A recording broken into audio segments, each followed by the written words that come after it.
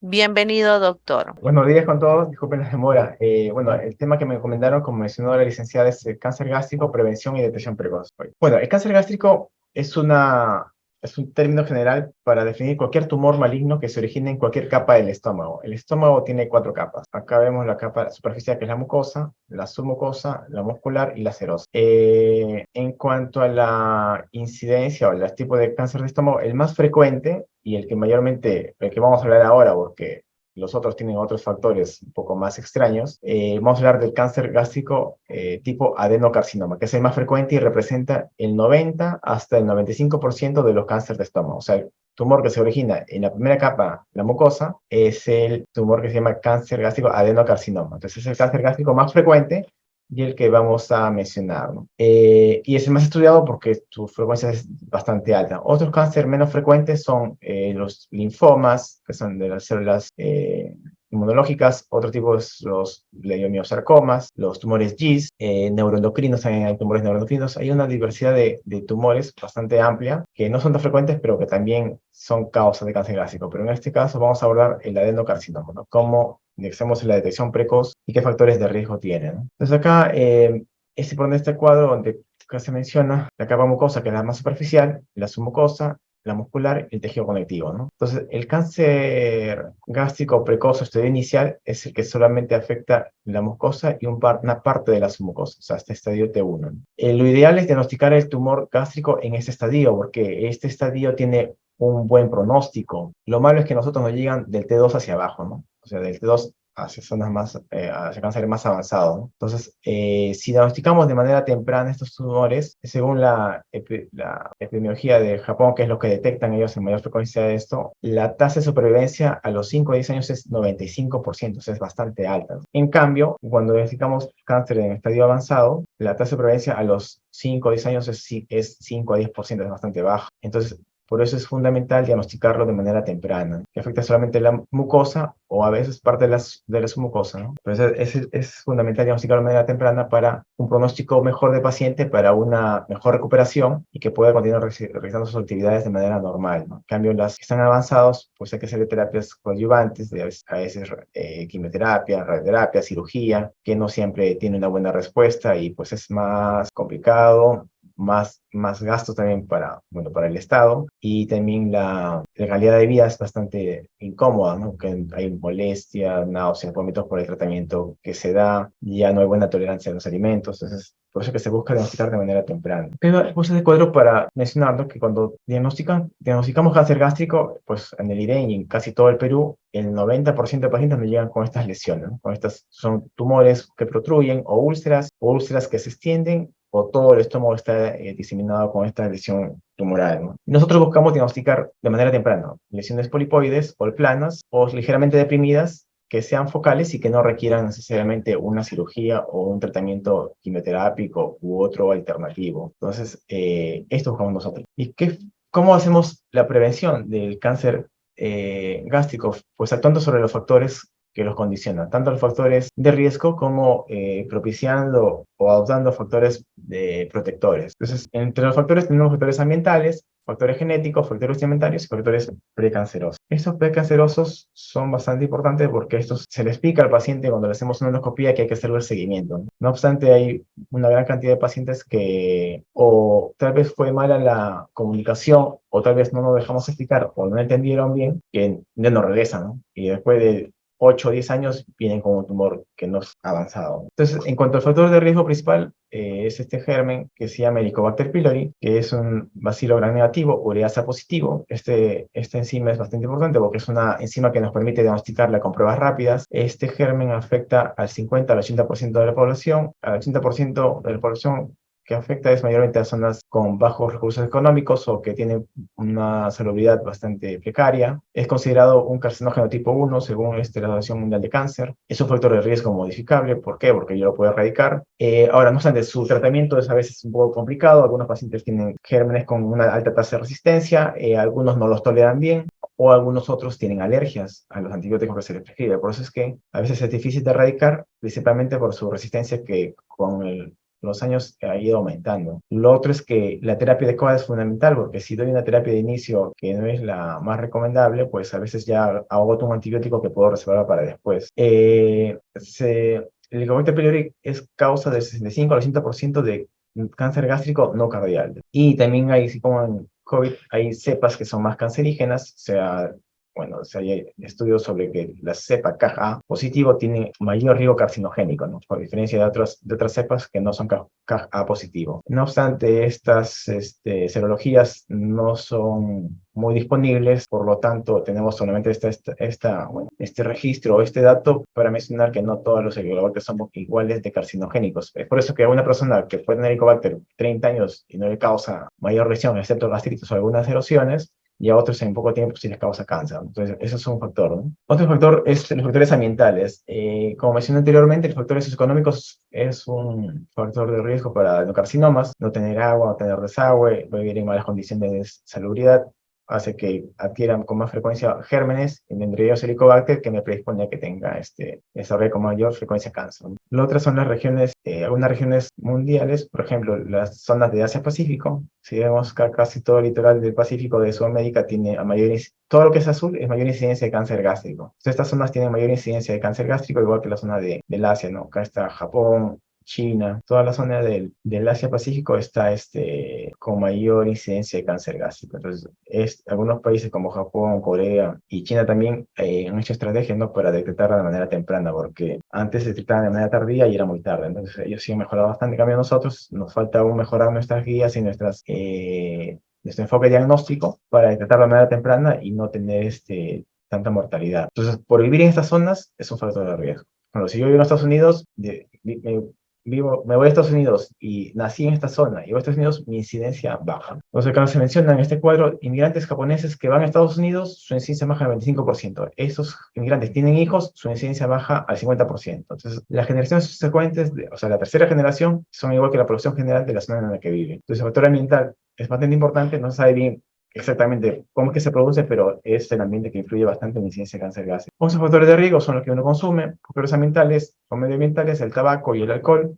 En cuanto al tabaco, pues aumenta el riesgo de cualquier tipo de cáncer, incluido el de estómago y esófago, en un 1.5%. Y el alcohol, hay estudios contradictorios, aunque al parecer un consumo alto también aumenta el cáncer, pero el cáncer cardiac, no del cáncer antral que estábamos hablando. Otros factores de riesgo son la ingesta de comida salada, que eso sí está bien registrado, mayor de 5 gramos por día, aumenta el riesgo en 1.25. No obstante, la OMS recomienda comer menor a 2 gramos al día de sal. Las comidas procesadas o ultraprocesadas, tipo los embutidos o las hamburguesas, o cualquier comida ultraprocesada o salada, aumenta el riesgo de 2.8 hasta 9%, y más aún si están ahumadas. Tengo otro estudio de la Universidad del Escabeche que también aumenta el riesgo, ¿no? Otros factores de riesgo son las condiciones, ¿no? Si a mí me hacen una endoscopía y tengo estos factores de riesgo, como las zonas de atrofia, donde la mucosa se hace más delgada y se pueden visualizar esos vasos, o donde tengo este aspecto empedrado de la mucosa, que son áreas de metaplasia, o donde tengo pólipos, que en la biopsia sale una lesión premaligna, o tengo muchos pólipos por una enfermedad familiar genética que yo predisponga, estos factores me condicionan mayor riesgo, ¿no? Entonces, habría que, en estos casos, se le explica al paciente que hay que hacer vigilancia. Ahora, si hay pólipo, o sea, de que tiene displasia, se trata de extraer, pero siempre hacer vigilancia, ¿no? Hay pacientes que cuando se encuentran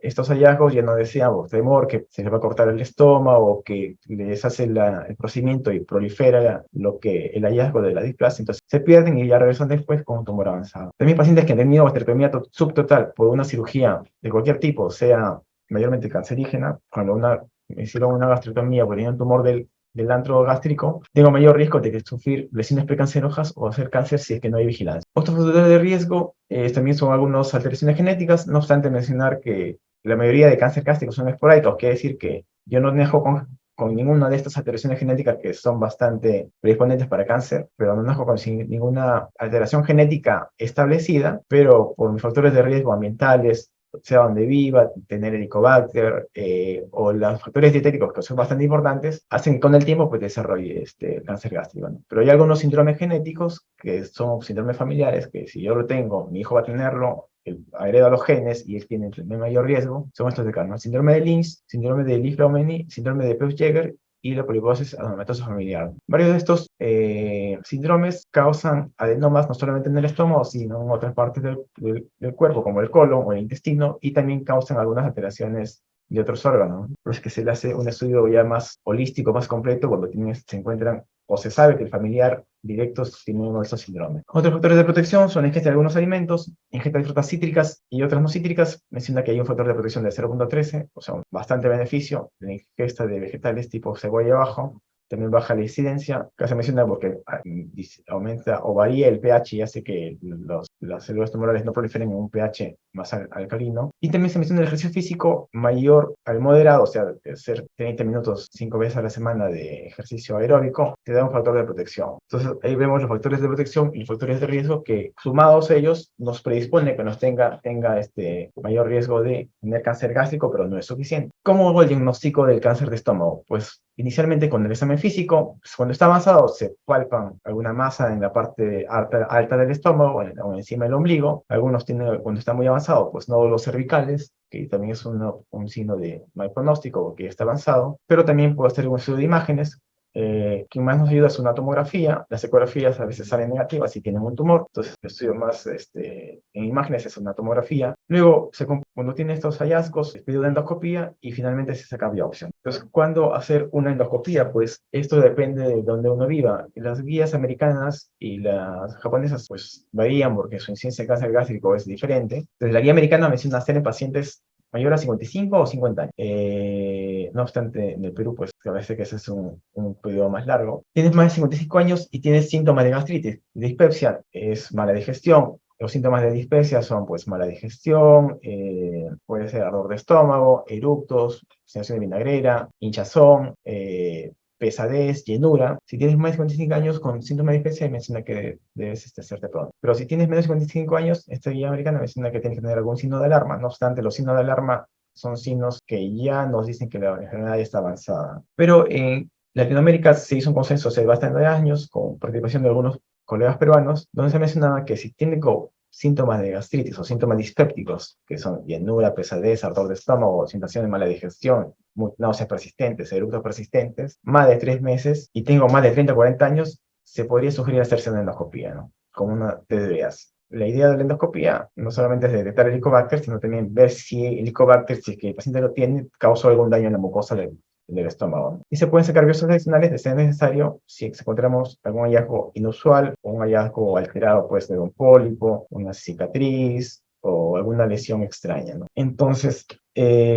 cuando en la endoscopía se puede hacer un diagnóstico precoz, bueno, eso es lo que se busca, ¿no? Si tengo estos hallazgos de atrofia o metaplasia en una endoscopía que me hayan hecho pues, independientemente de la edad que tenga, tengo todos los factores, son factores de riesgo, son las condiciones premalignas o lesiones premalignas que me hacen que yo tenga cautela y sigo una vigilancia. Entonces, que hay un algoritmo en el cual, si estas alteraciones se presentan en la parte baja del estómago y en el cuerpo, pues hay que hacer vigilancia un poco estricta, ¿no? Que se decidiría más o menos a los 3 años, 2 o 3 años. Antes era año y medio, 2 años, ahora se menciona que 2 o 3 años podría hacerse la vigilancia, ¿no? Pero si solamente la tengo en el antro, la parte baja del estómago, sea metaplasia o atrofia, se ha visto que la progresión a cáncer es bastante lenta o muy lejana y se puede hacer tal vez no vigilancia o en unos 4 o 5 años. Este es un algoritmo, ¿no? De una revista de gastroenterología, pero acá en Latinoamérica se menciona de 2 o 3 años hacer vigilancia si tiene las dos alteraciones. Si tengo displasia, sí hay que hacer seguimientos a veces a los 6 meses o al año. ¿Por qué? Porque la displasia es una lesión precancerígena que tiene mayor riesgo de hacer cáncer en algunos años si es que no se hace vigilancia. Con la intención de que si hay alguna alteración, se pueda hacer un tratamiento endoscópico temprano sin necesidad de llegar a la cirugía. Otra forma de hacer diagnóstico precoz es usando endoscopías o endoscopios con alta definición. Entonces, la endoscopía, en cuanto a su tecnología, puede ser una endoscopía convencional, que es la usual que nosotros conocemos, o la endoscopía de alta definición, donde tiene un software más sofisticado que nos brinda las imágenes diferentes. Entonces, esta imagen A y B y la D es una endoscopía convencional con luz blanca o convencional, donde puede pasar desapercibido si no soy muy cuidadoso en evaluar bien la mucosa, si lo hago muy rápido, porque si la endoscopía dura 2 minutos es muy rápido, o si es que no tengo bien preparado el estómago. Por ejemplo, hay pacientes que tienen el estómago sucio y el endoscopista o el gastroenterólogo pues no limpia, no lava o no lo reprograma y puede pasar desapercibida. Por ejemplo, muchas veces he visto pacientes que endoscopías de hace 2 meses tienen informadas como normal y en el fondo gástrico tienen una lesión pequeña que es un tumor, ¿no? Entonces, si no realizo una endoscopía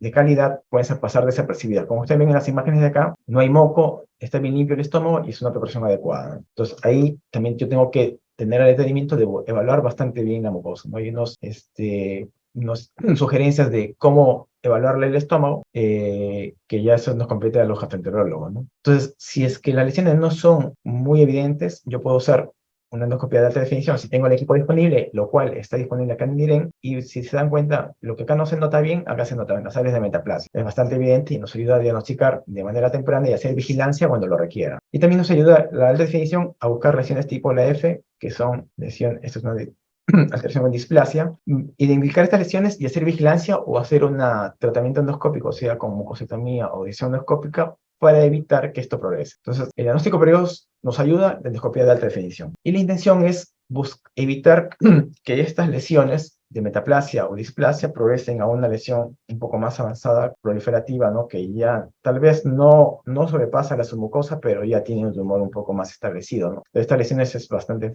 fácil después de diagnosticar en una endoscopía, ¿no? Pero la idea es evitar que llegue a esto, porque mientras más precoz lo detecte, el cáncer de estómago tiene mejor pronóstico, menos comorbilidad, es más barato el seguimiento y el tratamiento también, y la supervivencia, como mencioné al inicio, es del 90 al 95% a los 5 años. Entonces, la idea es buscar lesiones precoces, ¿no? Entonces, para concluir, es que tenemos que reunir los factores de riesgo de predisposición genética. O sea, si tengo a mi familiar con cáncer de estómago, yo hacerme la endoscopia 5 o 10 años antes del diagnóstico de mi familiar. Si consumo mucho tabaco, comida de carbón, comida procesada, tengo Helicobacter y no me lo he tratado, que hay pacientes que veo que tienen Helicobacter no me lo trataron por diferentes causas, pues son factores que me predisponen a que tenga un cáncer de estómago, ¿no? Tengo más de 35 o 40 años, son factores de riesgo y como todos esos factores juntos nos hace un mayor riesgo de que pueda padecer. Entonces, la sugerencia es una endoscopía, ¿no? Me hago la endoscopía no solamente por la intención de observar, sino también con la intención de tratar, ¿no? Entonces, la endoscopía nos sirve tanto para ver tumores, úlceras y la bacteria. Si tenemos una lesión precancerígena como la que mencioné anteriormente, como las de acá de metaplasia, pues si el médico normalmente les decimos que requiere vigilancia en tanto tiempo, pues continuar con la vigilancia, ¿no? Porque es mejor que me hagan vigilancia cada 2 o 3 años y ver si esto no progresa o no empeora, que pasen 10 años y ya tenga un tumor establecido que ya no se pueda realizar un tratamiento óptimo o que mi supervivencia pues sea bastante baja. Entonces,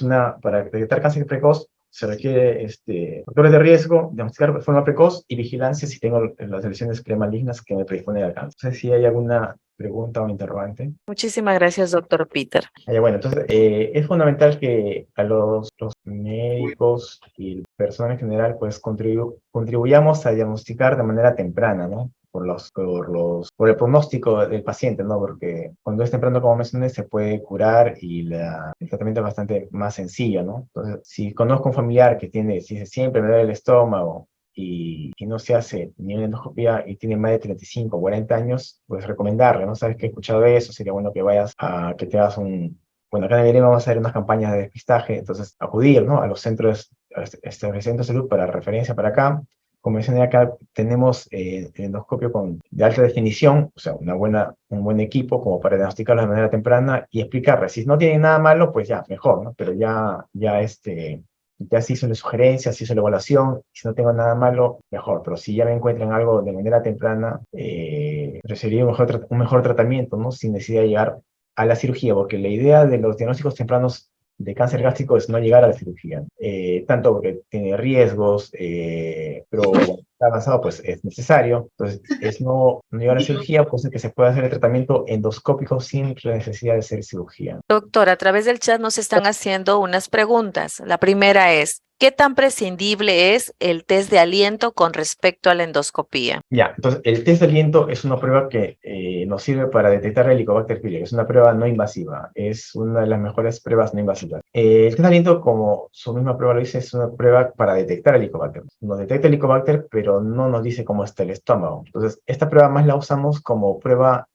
de erradicación. ¿Qué quiere decir? Que si yo a un paciente tiene síntomas de gastritis desde hace un año, le hago su examen de endoscopía, no hay nada maligno, gastritis crónica leve, moderada o severa, y tiene Helicobacter, le doy tratamiento, y al mes y medio, del tratamiento o al mes, le hago una prueba de aliento para corroborar que la bacteria ha sido erradicada. Esa es la utilidad de la prueba de aliento, pues, test de erradicación, ¿no? Entonces, se busca erradicar por el riesgo que conlleva el Helicobacter, ¿no? No solamente cáncer, causa úlceras, causa gastritis atrófica, tiene varias otras alteraciones que causa, aunque algunos mencionan que hasta púrpura puede causar, entonces púrpura trombocitopénica, por eso es que se busca erradicar. Entonces, la prueba de test de aliento es una prueba de un test de erradicación para buscar para diagnosticar la erradicación del Helicobacter pylori. En cambio, la endoscopía, si tengo más de 35 40 años, sería recomendable, más que un test de aliento, una endoscopía. El test de aliento es para erradicación o para detectar en personas muy jóvenes, puede ser adolescentes de 15, 14, 12 años, que no requieren, porque a esa edad el cáncer es extremadamente difícil de que lo sufran. Entonces, en esas personas jóvenes se puede hacer un test de aliento solamente para detectar el Helicobacter y evitar que haga complicaciones posteriores. Muchísimas gracias, doctor. Hay otras preguntas acá que nos están haciendo llegar a través del chat. Muchas gracias, doctor, por la telecapacitación. Ya, muy bien. ¿Alguna pregunta Una más? persona, sí, una persona con gastritis puede tomar esomeprazol antes de consumir naproxeno para aliviar un dolor de garganta. No sé. Ya, si una persona tiene gastritis y uso vaines, es probable que los AINES me exacerben la gastritis crónica que tenga, ¿no? O la reagudicen. Entonces, sí sería recomendable usar un inhibidor de bomba de protones, que puede ser el esomeprazol, para evitar ese riesgo que conlleva el uso de naproxeno o algún AINE. Pero no es toda la vida, sino se usa un tiempo. Pues el tiempo que usas el AINE, ¿no? Si usarlo por 5 días, tomarlo pues una semana, 10 días. Porque si yo tomo los AINES y tengo gastritis crónica y tengo atrofia, hay riesgo de que, como el naproxeno es un AINE no selectivo, pueda hacer que si lo uso más de 5 o 7 días haga erosiones o a veces úlceras. Entonces sí sería recomendable usarlo. Es por eso que una recomendación también de la guía de expertos es que si yo voy a usar AINES de manera frecuente, por ejemplo, los pacientes que sufren de artritis reumatoide o alguna enfermedad crónica dolorosa que requiere uso de ibuprofeno, naproxeno, ketorolaco, diclofenaco o celecoxib de manera crónica, sean una endoscopía, se busque y la bacteria se erradique para evitar que haya complicaciones, principalmente las úlceras. Muchísimas gracias, doctor. Siguen llegando las preguntas. ¿Cuál es el examen diagnóstico para detectar el cáncer gástrico en adolescentes que presentan los síntomas? Bueno, en adolescentes sería bastante extraño o lejano que tenga un cáncer gástrico, ¿no? Entonces, salvo que tenga alguna enfermedad de estas familiares genéticas, tipo síndrome de Peutz-Jeghers, ellos sí pueden tenerlo temprano. Ahí en los adolescentes se puede hacer una endoscopía sin problemas cuando tienen estos factores, pero si solamente es un adolescente que no tiene factores genéticos de cáncer y que tiene síntomas de llenura, acidez, menos de 15 años, no es recomendable porque no buscamos en ellos tumores, ¿no? En ellos buscamos Helicobacter y es como para ellos se puede hacer un test de aliento, que es una prueba no invasiva, ¿no? Pero si yo tengo 20 años y tengo síndrome de Peutz-Jeghers y mi hermano tiene 15 y tiene síntomas de mala digestión o gastritis y tiene 15, ahí creería porque sí tiene un factor de riesgo fundamental que es la enfermedad genética para que tenga un tumor y si le haría una endoscopía porque se requiere, porque tiene un factor de riesgo bastante fundamental para pensar que pueda tener un tumor. Muchísimas gracias, doctor. Hay una participante, Flor Alvarado. Adelante, puede hacer su consulta. Gracias, licenciada. Doctor, buenas tardes. Yo la pregunta que le quería hacer es, hay pacientes, por ejemplo, en un hospital donde no hay para que le hagan endoscopía.